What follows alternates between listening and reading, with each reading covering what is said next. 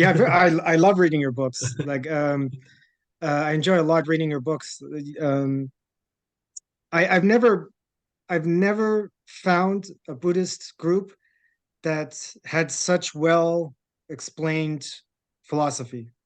Like you really lay out the entire thing, even difficult concepts you explain simply, and I really enjoy that. I really enjoy the intellectual side of Amidaji. Because I am also in need of understanding things. So Right. while I explain to you, I also explain to myself. So I am a simple person and I want to understand things. So my books are also an effort to explain things in a simple manner to my audience, but also to explain those things to me, to myself.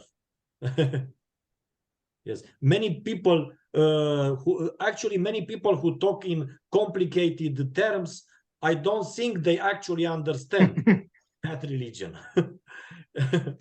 The best Yes. proof that you understand the religion is that you are able to explain it in simple terms.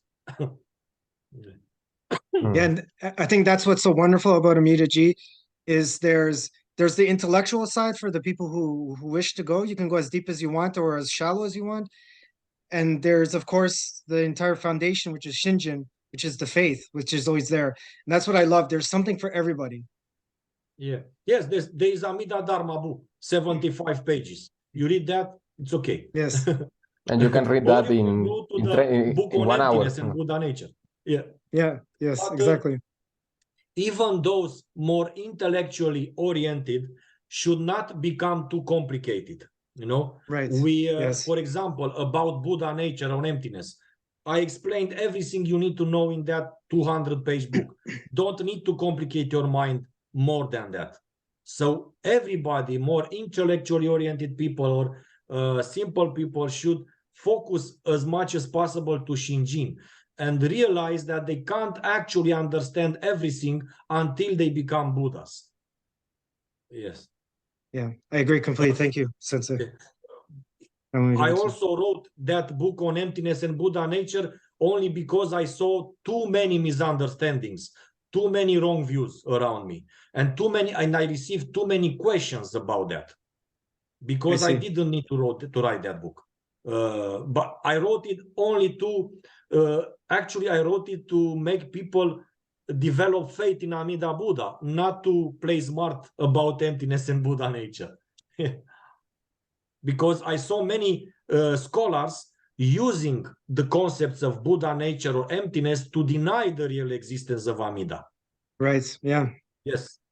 So I became upset and wrote that book. You know?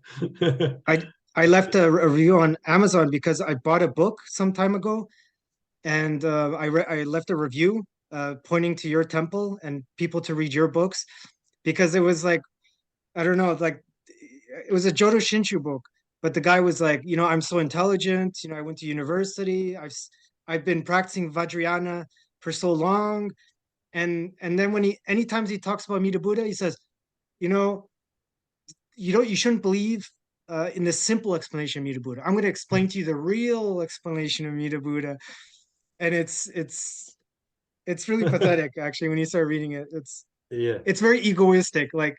Yeah. Many people who used to come to Honen Shonin, they were great scholars, and Honen Shonin said, I wonder if that person is going to be born in the Pure Land. And when a fisherman and simple people came who didn't know how to read or write, he used to say, he will surely be born in the Pure Land, he has faith. So, intellectual thing is not so much important as faith, Yeah, that's in the Tani show, no? Yes. I wonder about the birth of. Yes, Shinran also has many of his words are actually the words of Honen, remembering his master's words. And Honen himself was actually like a kind of a genius himself, because he was considered by many, not only followers of Pure Land, because he had read the entire Mahayana canon 5 times, which is a feat on itself. Unbelievable. And many people used to come to him to ask him things about the Mahayana in general. And they were very surprised that he chose such a simple path as Nembutsu of faith. So that lets you know everything about Nembutsu. Nembutsu is also for the intellectual, for geniuses, for high-level bodhisattvas, and even people who could fall into hell if they didn't have Amida Buddha's help. So the Jodo Shinshu path is a universal path, you know. And sadly, people complicate their minds. You know, it's like they are not happy with a living Buddha that takes you to his Pure Land. It's a story that even a kid can understand. Okay, you will go to the Pure Land, Namamidabu, and you will be free from birth and death. That's it.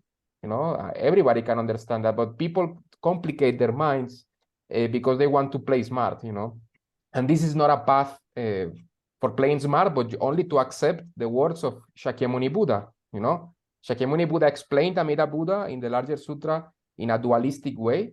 Like, this is samsara, this is the Pure Land, Namamidabu, you go to the Pure Land. That's it. But people always love to complicate their minds, you know. Sad. Yes, he also made all the audience see Amida Buddha, actually see with their very eyes. And he asked Ananda, did you see Amida? I see. Ananda said, yes. Did you hear? Yes, I heard, I saw. That was because Ananda was a witness for future generations, for us. That's the most important, one of the most important part of the larger sutra. But deluded scholars of today, they don't care about that. But we at Amidaji take that very serious.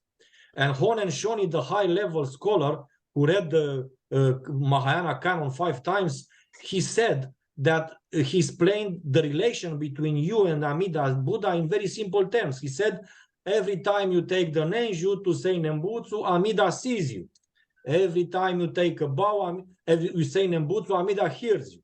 That's the intimate karmic connection with you and Amida. So simple, very simple. Since I explained Jodo Shinshu to my wife, you know, I've been explaining her slowly the Dharma to her. And every time I explain it to her, she looks at me and she says, there's no way it can be that easy. Like, I don't have to practice meditation, you know, because for some years I was you know, I was Zen practitioner like you, and she was seeing me like doing hours of meditation. And now she's like, there's no way it could be that easy.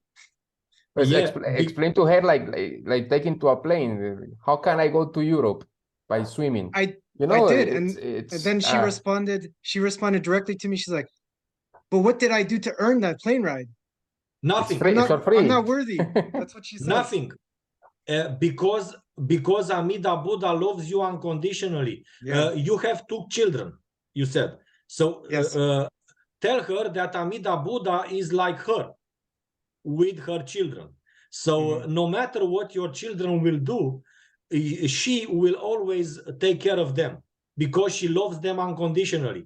So you can say, what did the children do to deserve that? Nothing, because she loves them unconditionally. Many people today are judgmental towards themselves and others, you know, and so they can't understand unconditional love. See, but that's unconditional. That is the very good example of this unconditional love. The essence of the entire universe, the essence of all Buddhas is unconditional love. See, so everybody loves us unconditionally. All Buddhas loves us unconditionally, but we can't accept it. So in Jodo Shinshu, we simply accept this unconditional love from Amida Buddha. This is what we do, nothing else. Yes, and I told her that exactly what you said about the mother, and I think it will take some time, but she listens. It will take some time, but the seed was planted in her mind stream. Yes, she will be curious. You are an example of faith. You are very important, so you have to treat her very well, and your children. You have to be a very good father and husband, and a very good example of faith, and things will go in a good way. I hope so. Just try to say Nembutsu in front of your children and your wife, and eventually the Buddhas will do their work. You know, you don't have to do anything. Yes. Yeah. Okay. Yes. She is married with a future Buddha. Oh yeah, that's very good for her. So if she doesn't awaken Shinjin in this light, that's okay because you will take care of her. Yes, thank you for your advice. Yes.